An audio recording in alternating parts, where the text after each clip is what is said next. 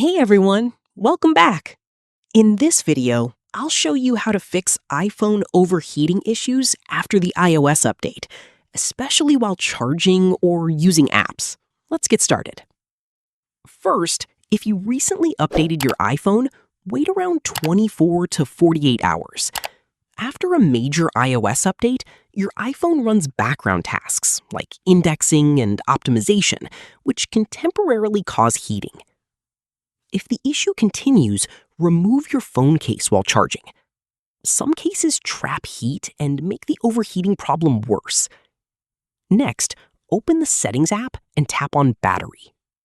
Turn on low power mode to reduce background activity and lower device temperature. Now go back, tap on General, then select Background App Refresh. Turn it off for apps you don't really need running in the background. After that, go to Accessibility, tap Motion, and enable Reduce Motion. This reduces heavy animations and helps your iPhone run cooler. Also, avoid gaming, video editing, or using demanding apps while your iPhone is charging. Finally, restart your iPhone to clear temporary bugs and refresh the system. And that's it. Your iPhone overheating issue after iOS should now be improved.